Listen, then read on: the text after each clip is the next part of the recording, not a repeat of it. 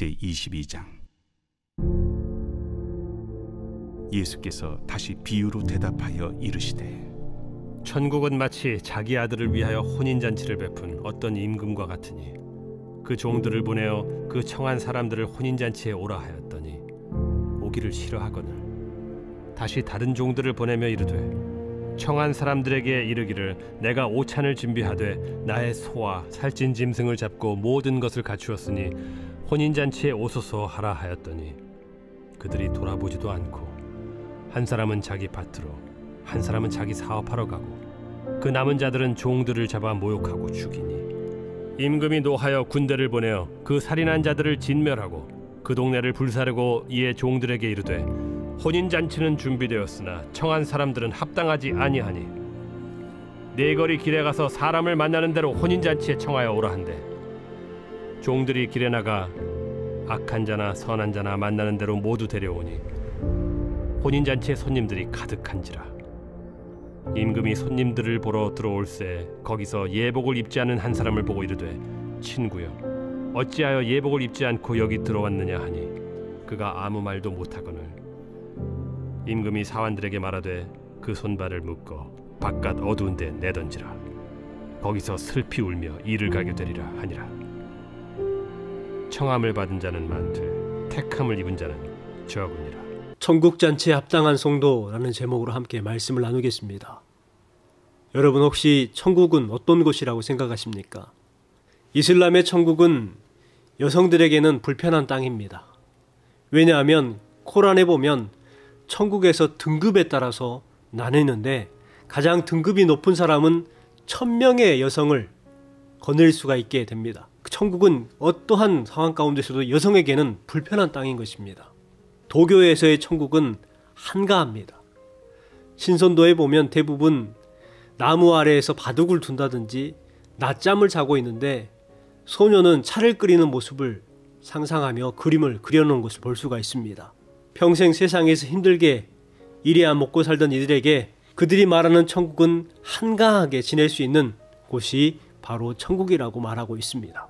불교의 천국은 어떤가요? 이 지상이 고통의 땅이라고 불교는 생각합니다. 이 고통이 왜 생기는가 하면 욕심 때문에 생기는데 그 욕심이 집착을 낳기 때문에 사람들은 고통을 받았습니다. 그 고통을 면하는 법, 그래서 도에 이르는데 그것을 니르바나 이렇게 말합니다. 니르라는 말은 아무것도 없다, 바나라는 말은 불티라는 뜻입니다. 우리말로는 열반이라고 하죠. 불길이 꺼져버린 장소, 아무것도 없는 장소, 무상무념의 장소, 이것이 불교가 말하는 니르바나, 천국입니다.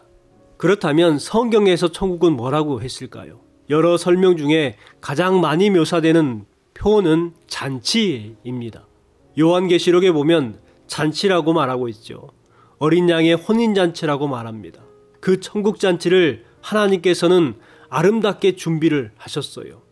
요한계시록 21장 2절 말씀에 보면 또 내가 보매 거룩한 성 새 예루살렘이 하나님께로부터 하늘에서 내려오니 그 준비하신 것이 신부가 마치 그 남편을 위하여 단장한 것 같더라.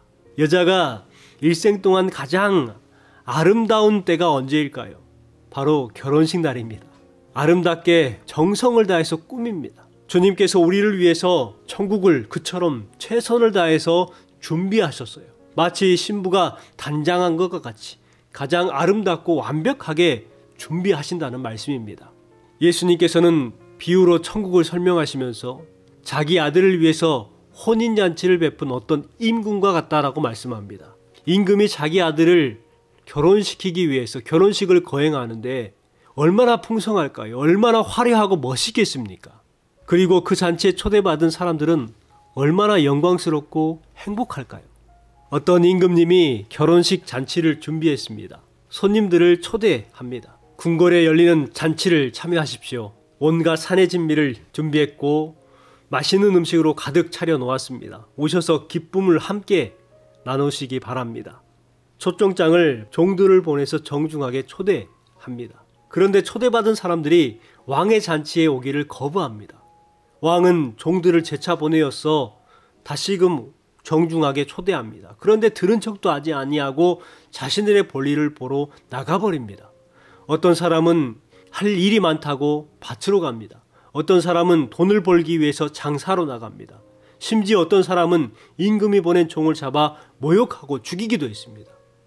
그러자 임금은 잔치는 준비되었으나 청한 사람들은 합당하지 아니하구나 탄식합니다. 임금은 진노하여서 군대를 보내어서 왕의 잔치에 거절한 자들을 죽이고 도시를 불살라버립니다. 그리고 종들에게 사거리에 가서 사람들을 만나 강권하여 초대하라고 명령합니다. 그래서 종들은 길에 나아가서 만나는 대로 강권하여서 가리지 않고 다 데려옵니다. 드디어 혼인잔치집에 손님들이 가득하게 되었습니다. 그런데 임금님이 잔치 자리에 앉았는데 잔치에 참여한 사람들의 복장이 이상한 것입니다. 어떤 사람은 밭에서 일하다가 그대로 와서 작업복 차림이고, 어떤 사람은 장사하다가 와서 장사하는 사람 복장이고, 어떤 사람은 속옷 차림으로 나온 거예요. 임금님은 인상을 찌푸립니다. 아무리 그래도 그렇지 이 자리가 어떤 자리인데, 결혼식 잔치인 줄 알았을 텐데 예복을 입고 왔어야지. 여봐라, 복장이 불량한 자들을 모두 끌어내어라. 예수님께서 이 비유를 통해서 말씀하려는 것이 무엇일까요? 첫 번째는 예수님을 믿는 것은 천국 잔치와 같다는 것입니다. 많은 사람들이 예수님을 믿는 것을 오해합니다. 예수님을 믿으면 재미도 없고 엄숙하고 굳은 분위기라고 생각하는 사람들도 많습니다. 웃어도 안 되고 함부로 말해도 안 되고 화려한 옷을 입어도 안 되고 이것저것 안 되는 것들이 많다고 생각을 합니다. 그런데 성경은 예수님 믿는 것을 뭐라고 하냐면 왕의 잔치에 초대받은 것이라고 말합니다. 곧 신앙생활은 잔치입니다. 예배도 잔치입니다. 모임도 잔치입니다. 부활절 2주가 남았는데 이 절기도 큰 잔치입니다. 우리는 매주일 잔치를 벌이는 것이지요. 여러분, 교회에서 엄숙한 얼굴을 하지 마십시오. 슬픈 얼굴을 하지 마십시오. 그런 얼굴은 경건의 모습으로 착각하는데 경건의 모습이 아닙니다. 잔치집에는 어떤 얼굴이 잘 어울립니까? 그렇죠. 웃는 얼굴이 잘 어울리는 것입니다. 기쁨의 얼굴, 그 얼굴이 잔치에 어울리는 얼굴입니다. 여러분, 교회 생활하면서 신앙생활하면서 늘 기쁨으로 웃음으로 삶을 살아가시길 바랍니다. 두 번째는 천국 잔치에 합당한 사람은 초청에 응하는 사람입니다. 아이러니한 것은 왕의 초청을 사람들이 거절했다는 것입니다. 어떻게 왕의 초청을 거절할 수 있을까요? 그들은 싫어하고 거절했습니다. 혼인잔치는 준비되었으나 청한 사람들은 합당하지 아니하니 라고 했습니다. 왕의 초청을 거절한 사람들은 잔치 자리에 어울리지 않는 사람입니다. 왕의 호의에 대한 거절은 곧 왕에 대한 거절이고 거부입니다. 이 비유는 유대인을 가리키는 말씀입니다. 유대인들에게 가장 먼저 복음이 전파되었습니다. 예수님께서 유대인으로 오셨고 저들이 보는 가운데 십자가에서 죽으셨고 부활하셨습니다. 그러나 유대인들은 고집을 버리지 않고 계속해서 예수님을 거부했습니다. 하나님의 초청에 거부했습니다. 그래서 하나님은 이제 다시 종들을 거리로 보내어서 사람들을 초대한 것입니다. 가리지 아니하고 초청합니다. 누가 왕의 잔치에 참여할 수 있습니까? 초청에 응한 사람들이 초대를 받은 것입니다. 오늘도 많은 사람들이 안타깝게도 유대인들처럼 하나님의 초청에 거부하고 있습니다. 핑계를 대면서 거절을 합니다. 시시하기 짝이 없는 사사로운 일을 핑계댑니다. 욕심에 사로잡혀서 하나님의 초청에 거절하는 사람들도 있습니다. 거절하는 사람은 천국 잔치에 합당하지 않는 사람으로 간주되는 것입니다. 우리는 하나님의 초청에 즉각 응하는 복된 성도가 되어야 합니다. 마지막 세 번째, 천국 잔치에 합당한 사람은 예복을 입은 사람들입니다. 어떤 사람은 급하게 잔치에 참여하느라고 옷을 갈아입지 못했나 봅니다. 예복을 입지 않고 잔치 자리에 앉아 있었던 것 같아요. 왕이 그들을 발견해서 묻습니다. 친구, 어찌하여 예복을 입지 아니하고 여기 들어왔느냐? 그 사람에게 물었을 때에 아무 말도 못해요. 결국 그는 잔치를 맛보지 못하고 쫓겨나고 말았습니다. 그 자리에 합당한 옷을 입는 것은 당연한 일인데 그러지 않았기 때문에 그렇습니다.